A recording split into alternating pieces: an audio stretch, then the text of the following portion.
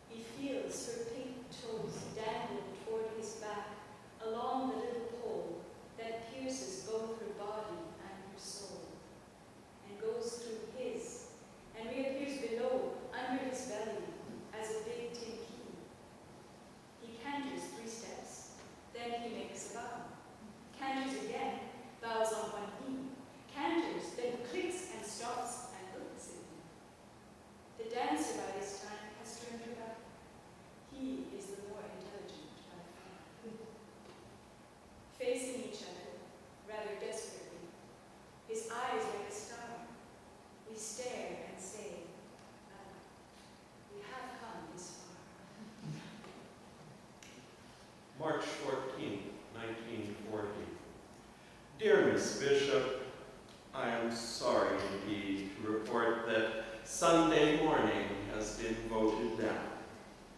After a good deal of discussion, it was decided that the poem was a little too remote for us. Or rather than having printed at least 2 verses about Florida in the past 2 weeks, we couldn't go another. April 8th. Dear Miss Bishop, sorry to say, letter to New York doesn't seem right to us. Thanks as ever for letting us see it. June 16th, 1942. Dear Miss Bishop, a very long time has gone by, it seems to us, since we've had the privilege and pleasure of seeing a new poem of yours. Our need for verse is greater than it has been for a long while, too, so that we'd be particularly grateful to see a manuscript of yours in the mails one of these fine mornings. Is there any hope of that? I simply can't understand the New Yorker. Or yes, perhaps I can. They want all New Yorker poetry to sound like New Yorker poetry. Come on. April 14th, 1944. Dear Miss Bishop, you must know by this time how anxious we are to have a poem of yours in the New Yorker again. But large, bad picture doesn't seem quite to work out for us. Please be forgiving and send us something else soon. With a string of rejections, Bishop decided to submit her story, The Housekeeper, under another name. It was accepted. In 1945, she won the Houghton Mifflin Poetry Award for her first book of poems, North and South. New Yorker editor Catherine White was a judge. Enthusiastic about Bishop's poetry, White, wife of E.B. Andy White, offered Bishop a first reading contract. Bishop agreed and regularly sent poems to White from Key West, Saratoga Springs, and Washington, D.C., where she served as a poetry consultant at the Library of Congress. June 14th, 1945. Dear Miss Bishop, congratulations on the Houghton Mifflin Fellowship Award. It was a deep satisfaction to me that your book was won by a unanimous vote, and I want to tell you how much pleasure and excitement the book gave me. It is a distinguished volume, and I am lucky to have had the chance to vote for it. For a while there, as a judge, I was rather gloomy, but the horizon lightened when your manuscript turned up. Switching from my role as judge, one I never felt quite at ease in or suited for, to the more familiar one of being an editor of The New Yorker, I want to ask you whether you would not care to send The New Yorker any hitherto unpublished poems from your Houghton Mifflin book. As you know from my letter of last winter, The New Yorker has been hoping for contributions from you. Sincerely yours, Catherine S. White. August 14th. Dear Mrs. White, thank you for your kind letter. I am enclosing a poem that perhaps you might like. August 31st. Dear Miss Bishop, we were delighted to receive large picture. We like it very much, but have a few queries. The last 2 lines of stanza 6 have bothered some readers who do not understand what you mean here. I take it you are referring to the many seals of the Labrador coast, but perhaps you could work out a way to say this which won't stop anyone. Mr. Ross hopes you can name the animal, says he didn't realize there were large aquatic animals on the northern coast. All this may sound too literal by far, but I do hope you may want to reconsider the stanza as a whole.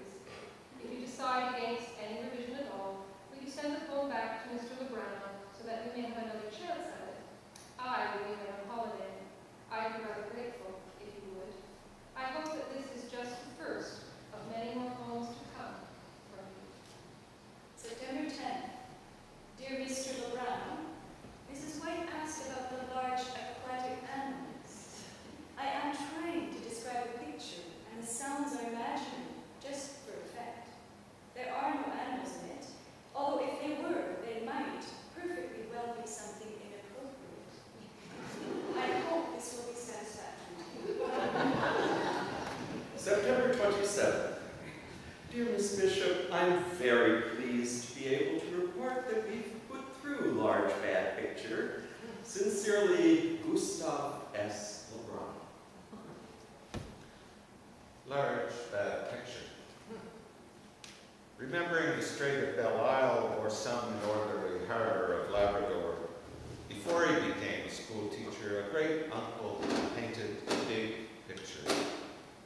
Receding for miles on either side into a flushed, still sky are overhanging pale blue cliffs, hundreds of feet high.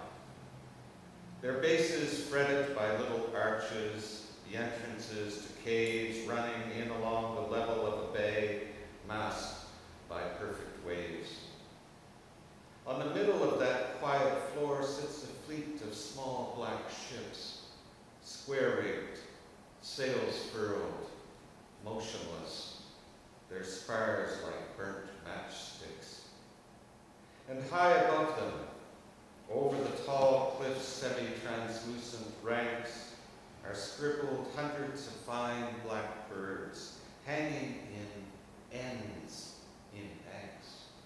The question has been raised as to whether the ends of this line should be in caps or lowercase. What I mean are ends like this.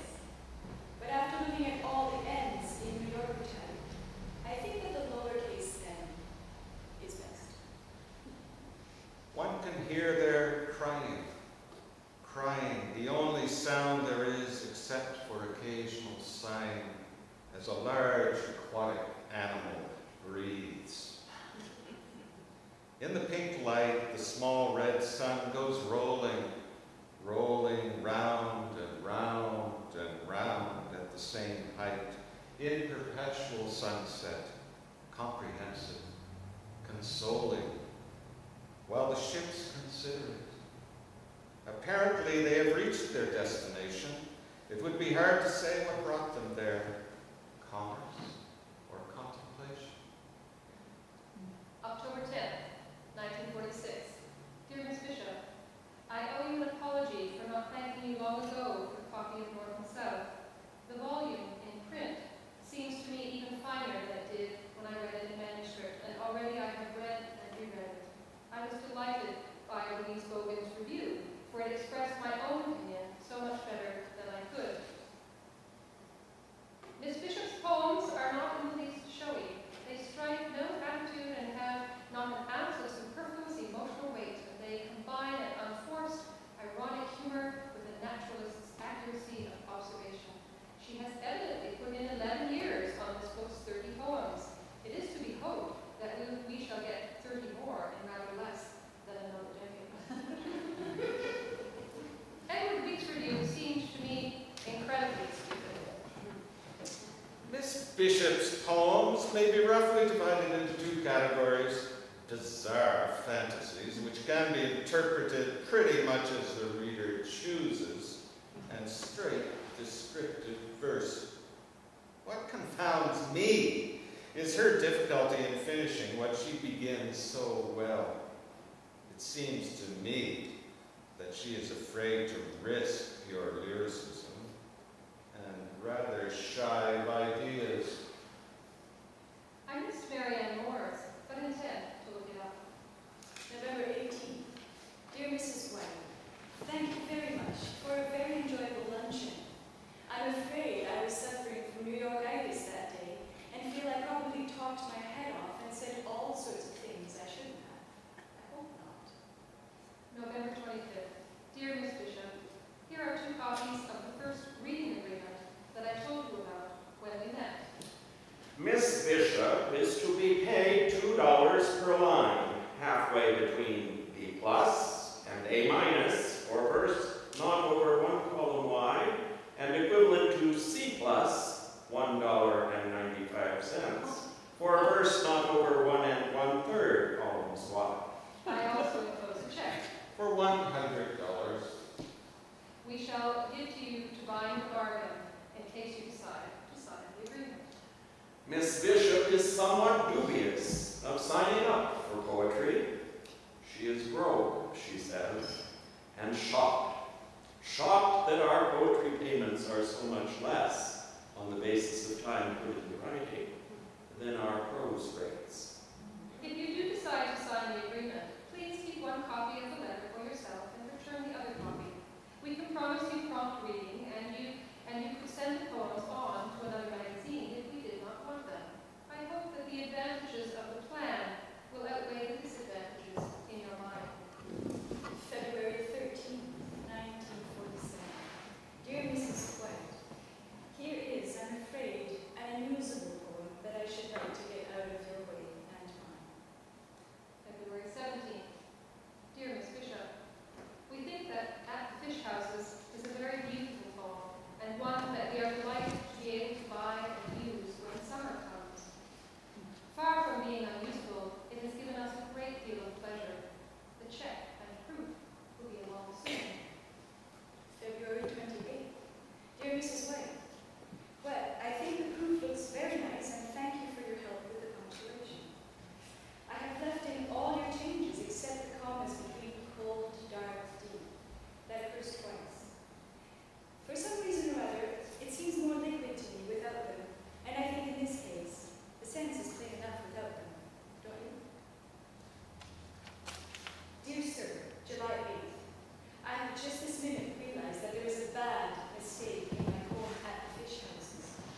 I referred to layers of codfish scales stuck to the tubs, etc., when actually the codfish had rather negligible scales, and it was herring scales that I meant. They fished for both fish at the place I had in mind, and the scales of both were everywhere, but only herring scales would produce the effect that particularly struck me.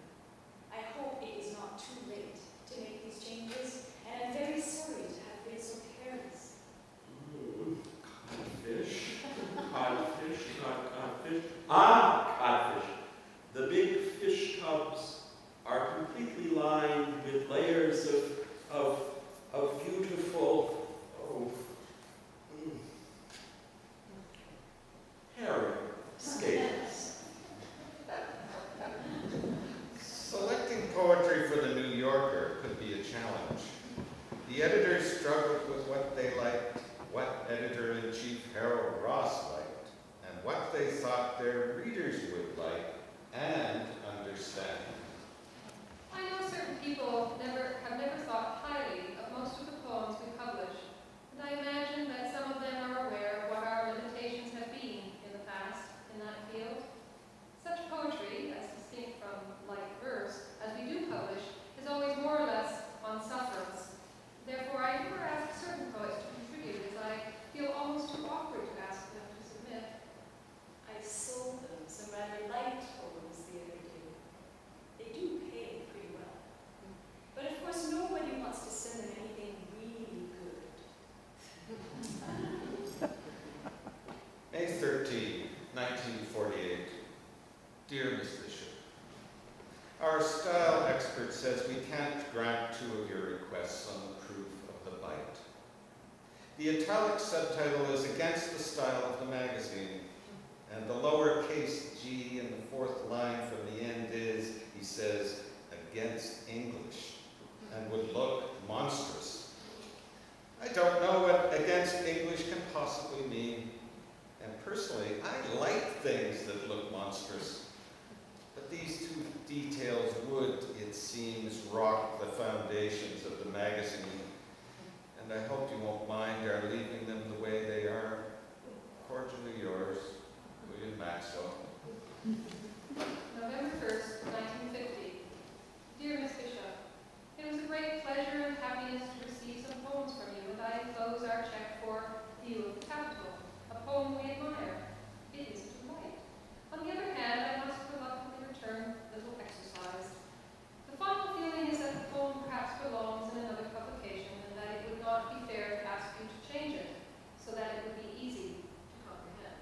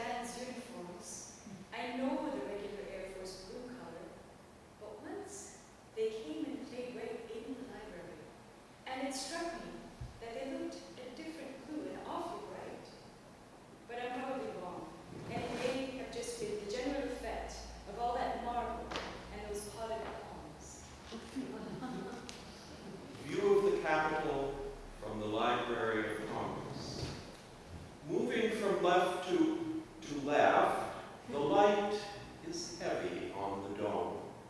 And of course, one small lunette turns it aside and blankly stares off to the side like a big, white, old, wall-eyed horse. On the east steps, the Air Force band, in uniforms of Air Force blue, is playing hard and loud, but the music doesn't quite come through. It comes in snatches, dim, then keen, then mute. And yet there is no breeze. The giant trees stand in between. I think the trees must intervene, catching the music in their leaves like gold dust, till each big leaf sags. Unceasingly, the little flags feed their limp stripes into the air, and the band's efforts vanish there. Great shades edge over. Give the music room. The gathered grasses want to go boom. Can there be a little more space before the next? Boom. In November 1951, Bishop began what she thought would be a trip around the world. After visiting with friends in Brazil, she became seriously ill and was nursed by her acquaintance and soon-to-be partner, Lota de Macedo Soros. The daughter of a prominent Brazilian family, Lota had an intense interest in the arts, particularly architecture, and designed her house in the mountains. They began an intense and sometimes tumultuous love affair that lasted the next 16 years. After sending a few poems to White, Bishop began working on her stories, Gwendolyn and In the Village, which she submitted 3 times before it saw publication. January 19th, 1952. Dear Catherine, the reason I've sent absolutely nothing along is that I've had a terrific, almost tropical attack of a mysterious allergy starting just before Christmas and stopping today. The doctor thinks it may have been from 2 unpleasant bites I took of cashew fruit, since that's the only thing I've had to eat that I've never eaten before. Anyway, I swelled and swelled, my head did, beyond belief.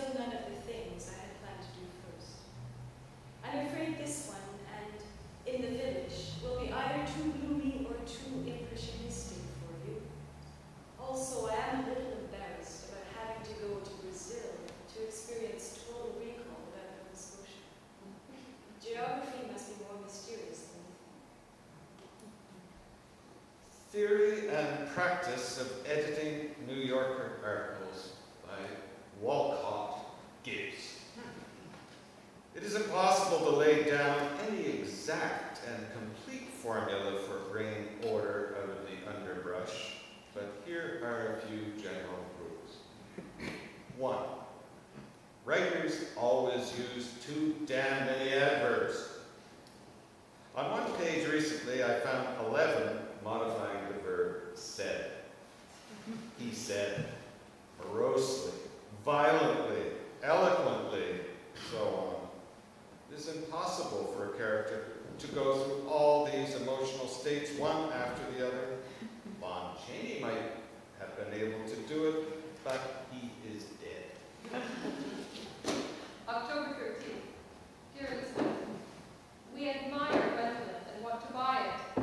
There is only one major problem, and I thought I ought to consult you before we put the story into type and pay for it. The problem is the episode about the soiled drawers, which we don't think we can use as it stands. It is unpleasant, I'm afraid, in spite of being true, and there is a very strong feeling here against our running such a passage. Have I a scatological obsession? 2. Mr. Hobart has a long list of banned words beginning with gadget, including vague, a little, oddly enough, pretty, innards, and any adjective ending in ish. Ask him. 2. All editors. From Mr. Ross. I think the word fabulous should be regarded with great suspicion. It seems suddenly to have become a fad word, and worse, a vogue word. It is said to appear on every page of Vogue in every issue. I also earnestly recommend that we abandon the word understandably. I saw it in Life the other day, and when life takes up a word, it is time for us to humble.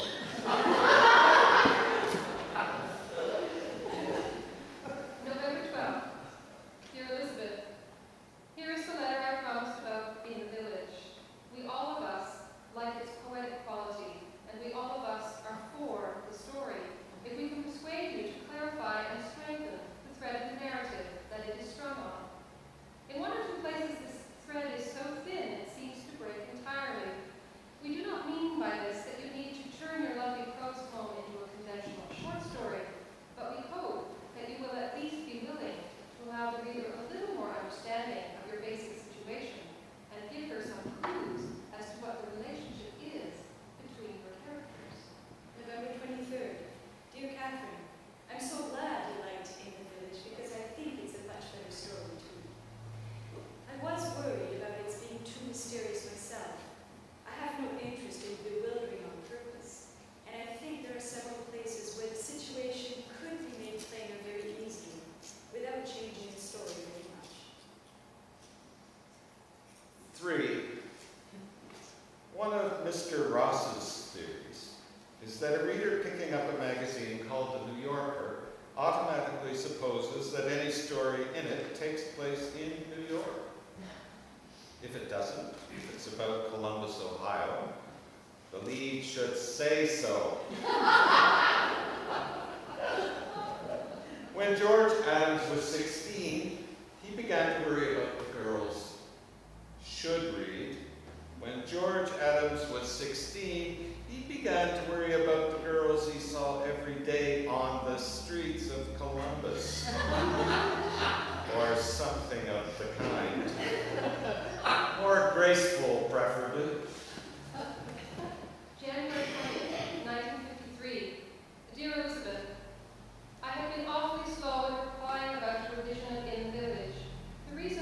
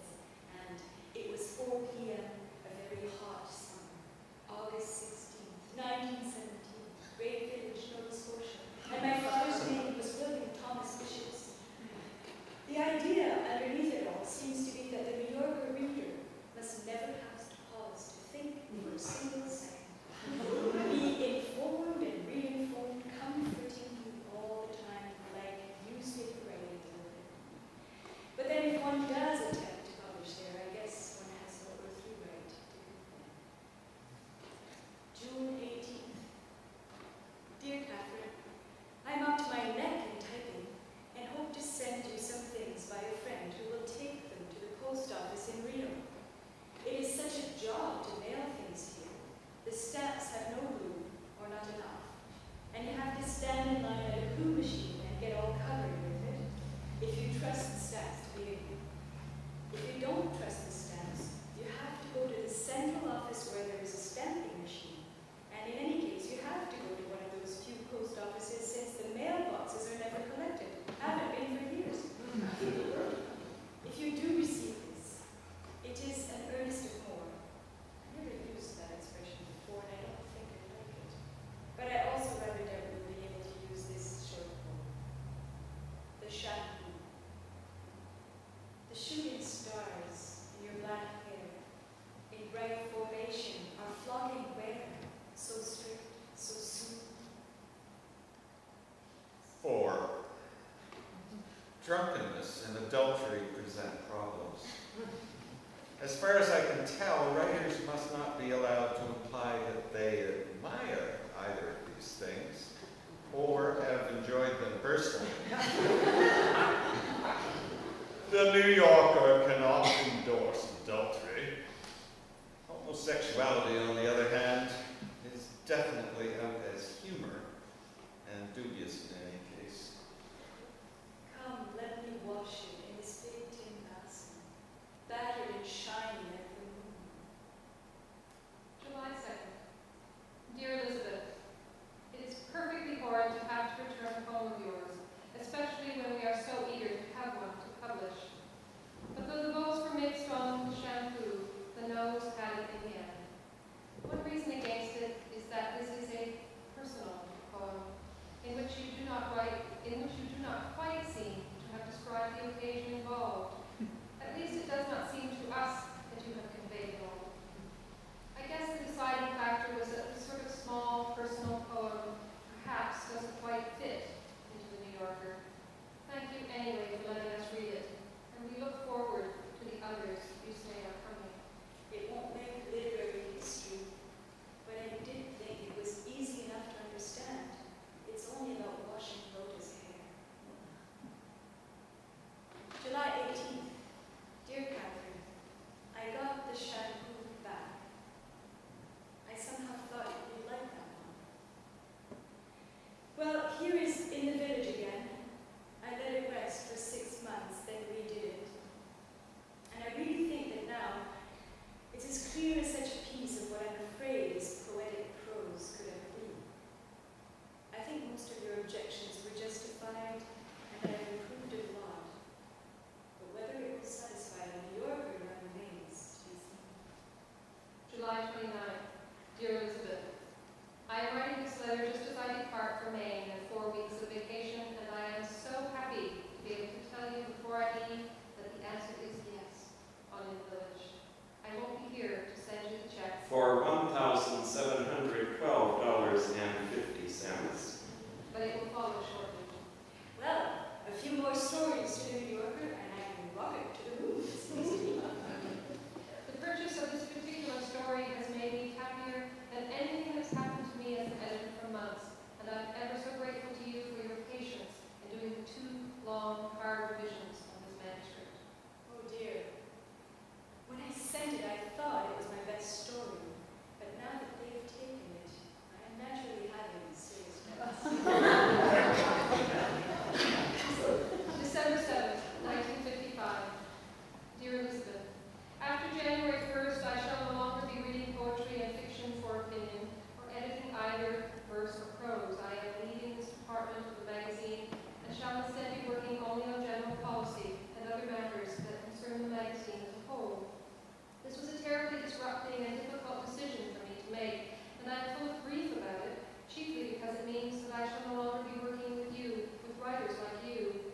When I think of the happiness and rewards I have had from working with you on a story like In the Village, or from being able to cast a vote on your poems, or from your letters, the whole idea of stopping such work still seems to me almost unthinkable, yet I must.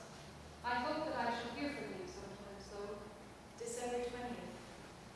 Dear Catherine, I am awfully sorry to hear that you are giving up the editorial part of your work on the magazine. At least I think that's what it's announced to, doesn't it? I don't know much about the workings of the New Yorker, nothing at all, really. But I do know it was wonderful to feel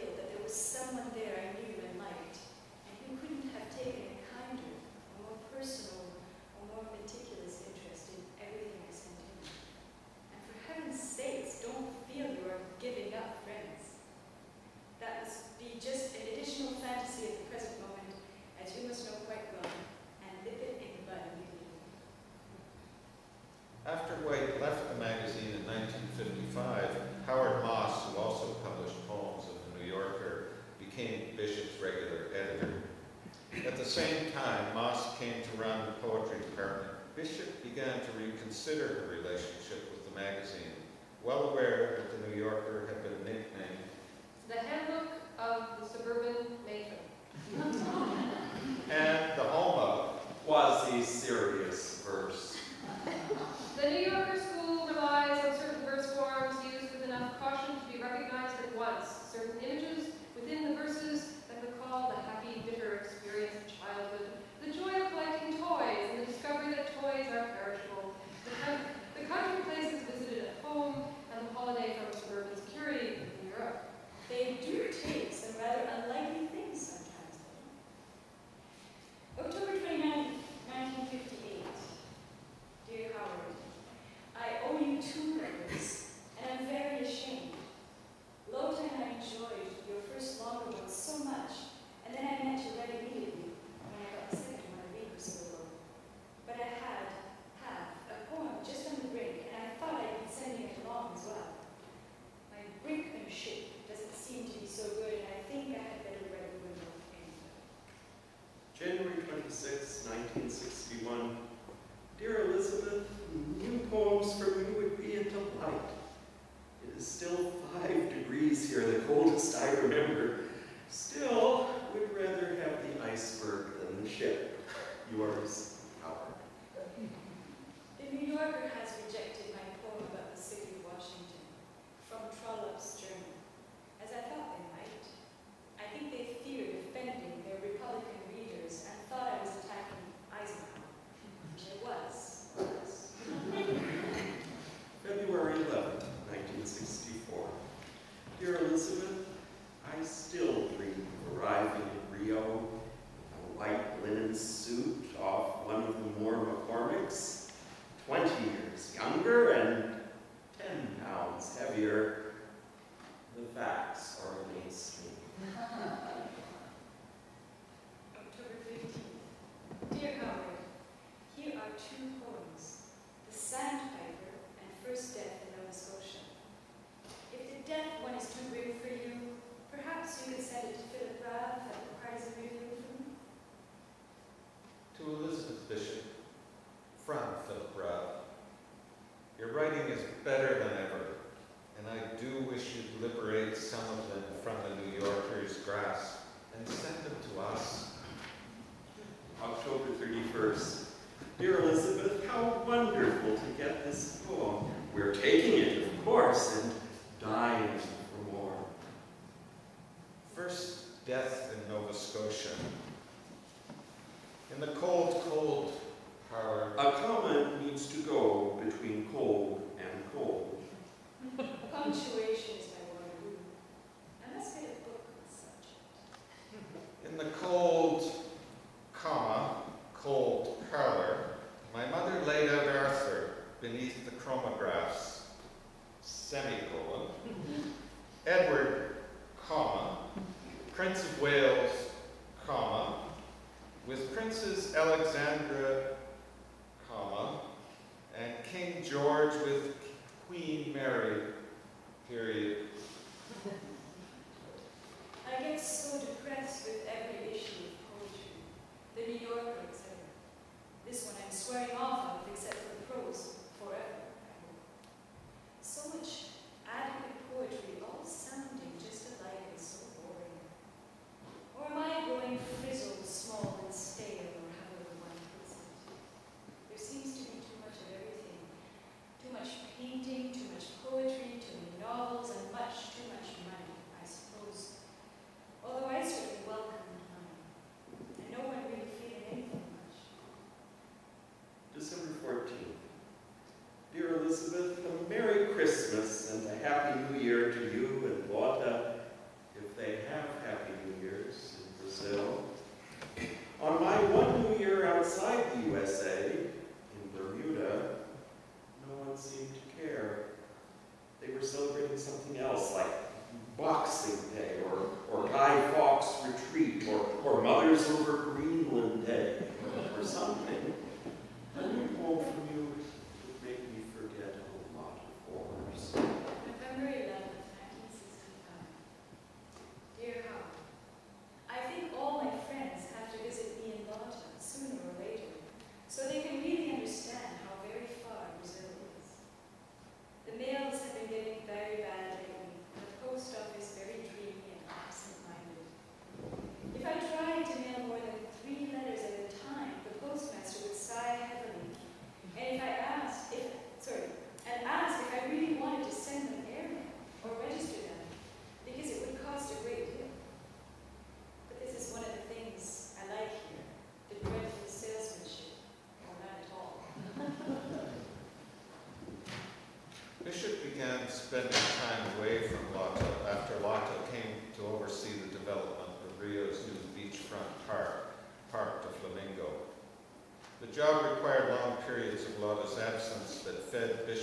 difficulty with being alone. Their relationship underwent a great deal of stress. On September 19, 1967, Lotta arrived in Greenwich Village for a visit. That night, she took an overdose of Valium. When Bishop found her, she had Lotta rushed to the hospital. Lotta died in a coma the evening of September 25th.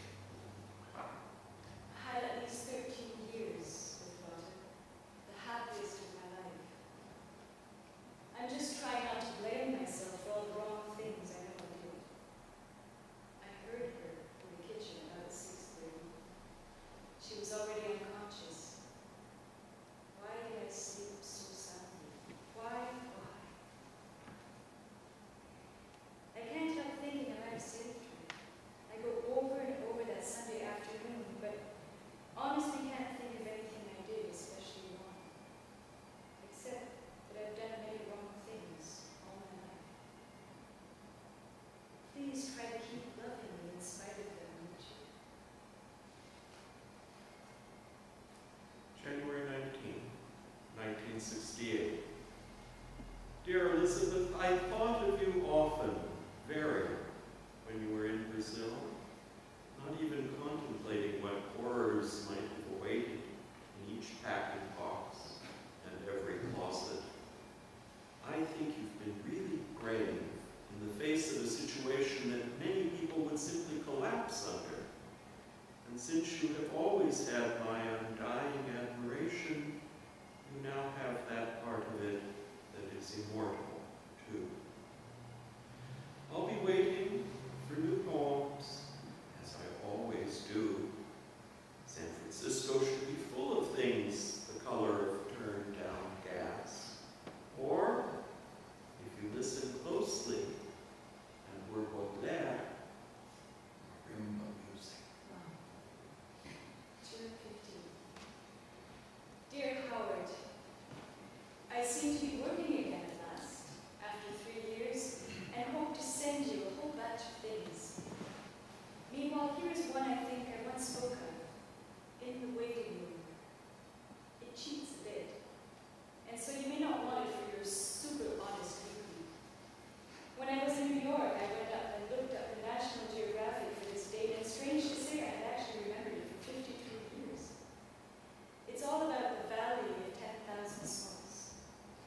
If you do want it, however, I doubt very much that anyone else would look up the date except a junior English major.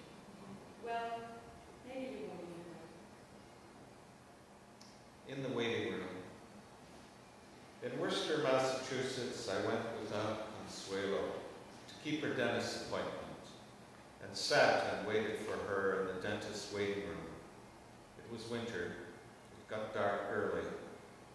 The waiting room was full of grown-up people, Arctics and overcoats, lamps and magazines.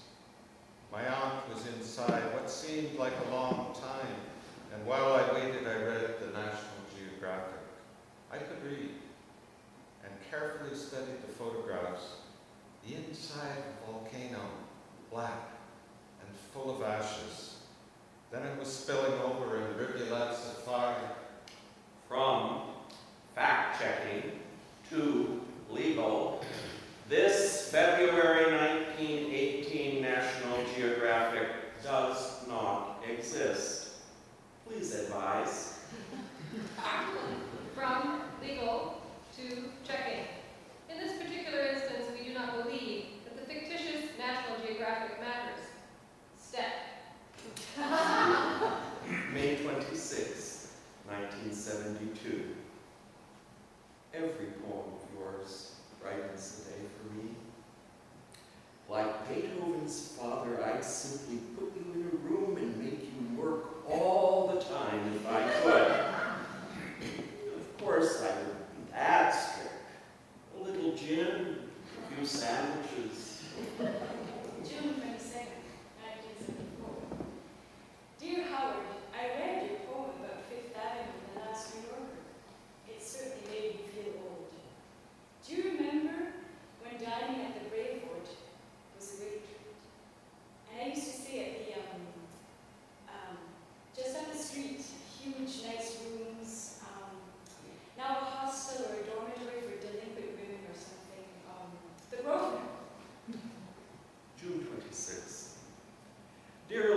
Elizabeth, since we plan to run this now in the July 15th issue, I thought I'd ignore your warning about the Brazilian males and send this proof of the moose down to you no matter what, since there are a few tiny decisions to make that you would ordinarily like, I know, to be in on.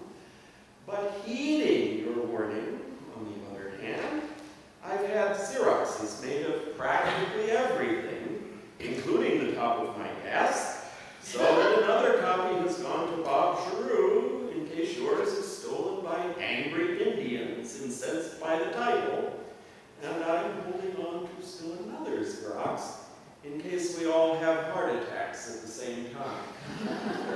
God knows when my poem will appear, they're so slow.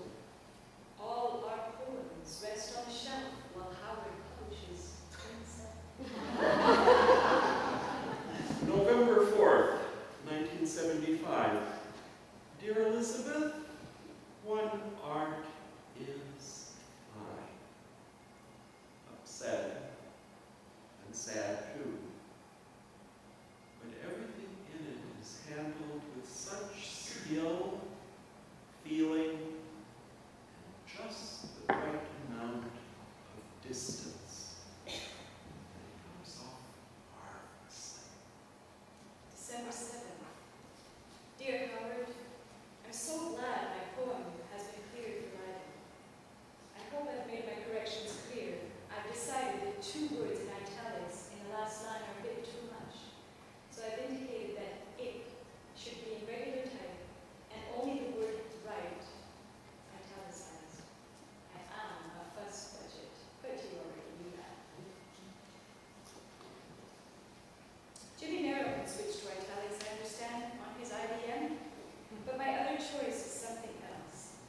Perhaps I should purchase an italic ball or whatever one calls them. One art.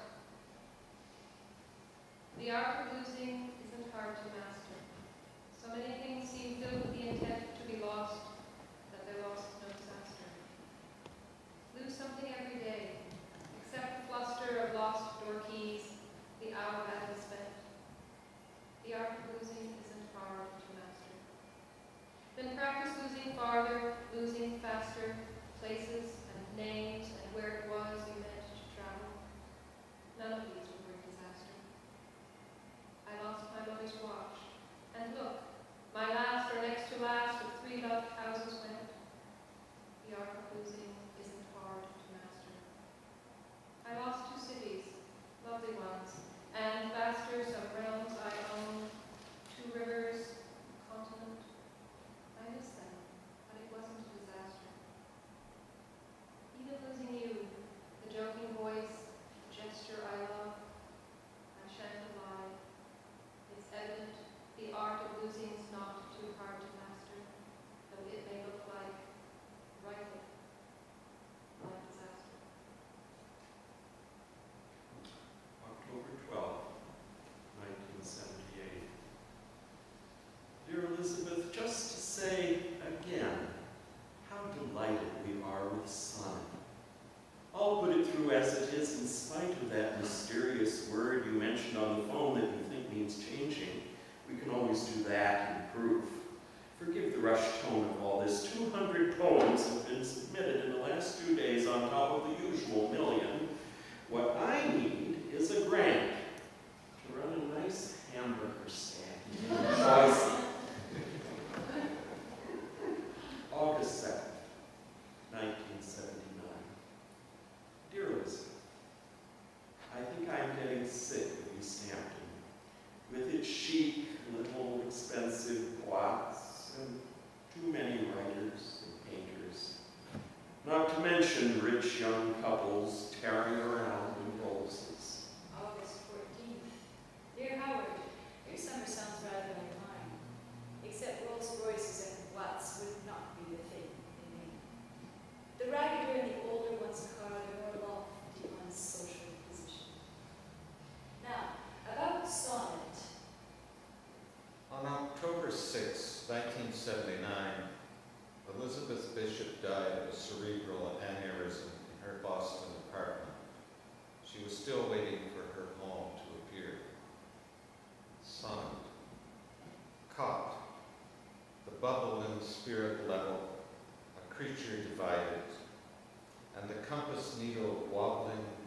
unwavering